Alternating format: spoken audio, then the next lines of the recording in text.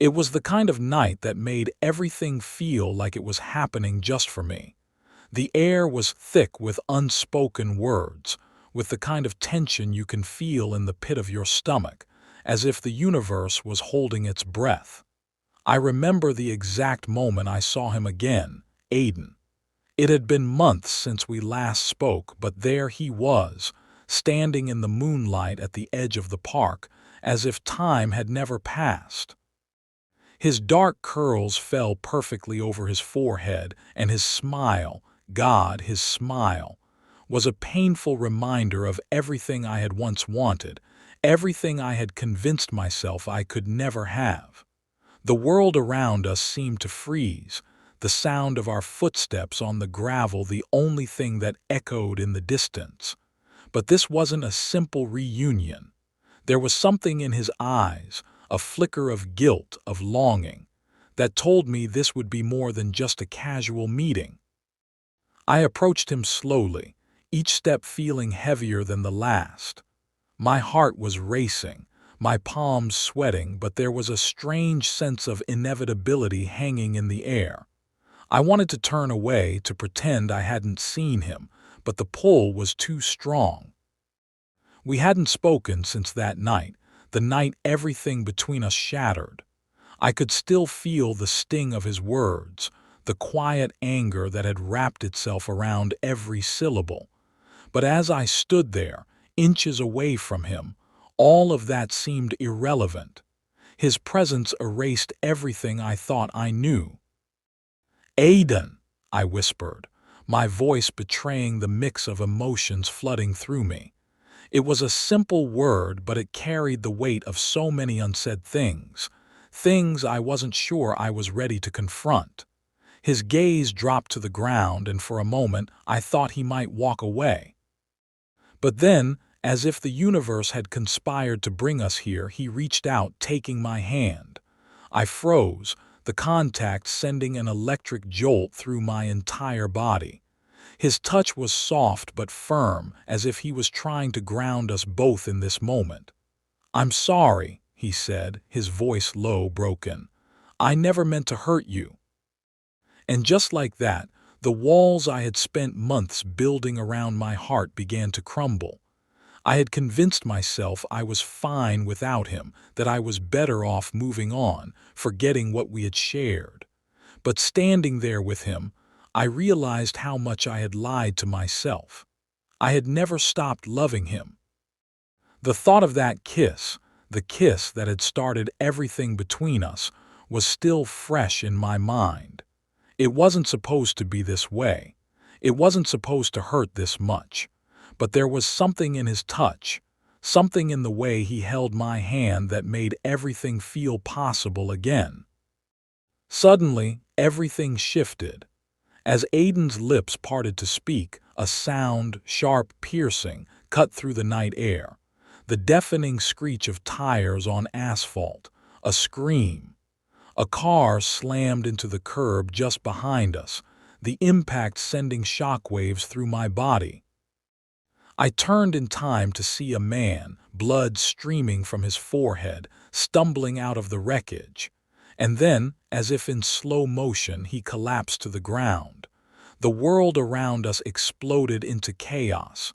People began to run, to scream, to shout. But I couldn't move. I couldn't tear my eyes away from the blood on the ground. The world seemed to slow, the noise fading into a distant hum as my feet remained rooted to the spot. Aiden's grip tightened on my hand, his eyes wide with shock, his face pale in the moonlight. I could hear the sirens in the distance, but they felt like an eternity away. My mind couldn't process what was happening. The man on the ground, his face twisted in agony, the crimson stain expanding beneath him. It all felt like a cruel dream. Aiden's breath was shallow, his pulse vibrating through our joined hands. His voice broke through the fog, barely a whisper. "Call for help," he urged, his words tumbling out in a rush. "We need to." But before I could react, the man gasped, a harsh, desperate sound. I could feel his life slipping away just as the night seemed to slip through my fingers. Time was unraveling. Aiden had taken one step forward before I caught his arm, stopping him cold. The moment I touched him, I felt it. A surge of something raw, something primal, like an invisible force pulling us together. "Don't go," I said, my voice barely audible, as if the words themselves had weight too heavy to carry. Aiden hesitated, his body trembling. His eyes darted between me and the bleeding stranger, his internal battle written across his face. I could see it. The desperation to do the right thing to save a life, but also the suffocating pull to stay with me, to not let this night become another regret. His gaze met mine, searching for something. Permission, understanding, maybe even forgiveness. His lips parted to speak, but then the world tilted again, this time in a way I hadn't anticipated. The man on the ground shifted, his body jerking unnaturally, as if he were trying to rise from the dead. His hand twitched, and then, just like that, he pushed himself up with terrifying force, the blood on his face a mask of frantic panic. I stumbled backward, nearly falling, and Aiden was right there, his hand on my arm to steady me. But it wasn't fear that overtook me. It was confusion. This wasn't supposed to happen. The man wasn't supposed to move. He should have been dead. And yet there he was, gasping for air, disoriented.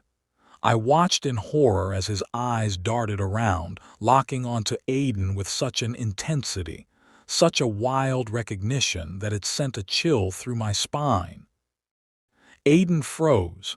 His face paled even more. "No," he muttered under his breath as if he had seen a ghost. But this wasn't just any ghost. This was the man from the accident, the same one who had caused the crash months ago. I recognized him too now. The collision had been a blur in my memory, but seeing him like this, standing before us, twisted the world into something unrecognizable. I felt Aiden stiffen beside me. "I thought you were." "I should have died," the man rasped, his voice hoarse, shaky. His eyes never left Aiden's. There was something so familiar, so knowing in his gaze that it sent an icy tremor down my spine. "But I didn't, because of you." The words hit harder than the impact of the car itself. The air around us seemed to thicken, as if the night itself was pressing in on us, suffocating us. I couldn't breathe. My heart was racing, thudding so loudly in my chest I thought it might burst. Aiden, still gripping my arm, stood frozen beside me, his eyes wide with terror, disbelief etching every line of his face. I wanted to turn away, to run, to escape from the horror of what was happening, but my feet were nailed to the ground. The man in front of us, his name still unknown, was no longer a stranger. His face, pale and twisted in pain, was a reminder of something we had both buried deep in our past. He was the ghost we couldn't outrun. And now, here he was, speaking to us as if the entire tragedy had never left. "I didn't mean for it to happen like this," he gasped, his words strained. He was still kneeling on the ground, his hands trembling as he clutched at the dirt. His eyes flickered toward Aiden, that same desperate recognition in them, and I could feel the air shift again. Something darker was unfolding, something beyond our understanding. Aiden stepped forward, slowly, cautiously, as though trying to navigate through a nightmare he couldn't wake from. His voice was barely a whisper, raw and shaking. "How do you know me?" The question hung in the air, unanswered for a long, agonizing moment. The man looked at Aiden, then back at me as though deciding what to say next. His gaze softened, and for a moment I thought I saw something that resembled pity before it quickly morphed into something else, something cold, something desperate. "You saved me," he finally said, his voice cracking under the weight of the words. Both of you did. You just don't remember it. I felt my knees weaken. What was he talking about? I glanced at Aiden, my confusion mirroring his. We had never seen this man before, never even known he existed. How could we have saved him? The crash, the wreckage, everything had been a blur. I had spent so long convincing myself that we were victims of a tragic accident, that the blame lay somewhere out of our control. But now, here was this man alive, claiming that our actions, or perhaps something much more than our actions, had saved him. Aiden's face twisted with anguish. "No," he whispered, "that's not possible." But the man's gaze never wavered. He was shaking, the blood from his forehead still dripping down his face, but his eyes were clear, full of a knowing that chilled me to the core. "It wasn't the accident that almost killed me," he murmured. "It was the two of you, your love, your kiss. The moment it happened, I don't know how, but you both saved me from something far worse than death." The ground beneath me felt like it was crumbling away, my sense of reality slipping like sand through my fingers. The words "your love" echoed in my head, reverberating until they became all I could hear. Aiden and I exchanged a glance, one that spoke volumes of fear, confusion, and something else, something deeper. The kiss we shared that night, was it truly more than just a moment of passion? Was there something, some connection between us, that could defy death itself? And then, before I could ask him to explain, before I could try to make sense of the impossible, the man's eyes rolled back in his head, and he collapsed once again to the ground. The sirens were growing louder now, but I couldn't focus on them. I couldn't look away from him. His words lingered like an open wound, festering with unanswered questions. The paramedics arrived within minutes, their voices and movements frantic as they rushed to the man's side. But all I could do was stare at him, at the strange, twisted truth he had just dropped on us. Aiden was kneeling beside him now, but there was no urgency in his touch, just a kind of helpless stillness. The weight of the man's words hung between us like an invisible thread, a haunting presence neither of us could escape. I couldn't tear my gaze away from Aiden, who was still trying to process the absurdity of what had just been said. His lips parted, but no words came out. I wasn't sure if he was speaking to me or to himself. "We didn't save him," Aiden finally whispered, more to himself than to me. "That doesn't make sense. We couldn't have," his voice cracked, the doubt in it gnawing at the edges of his certainty. But I knew something was changing in him, something I couldn't quite put into words.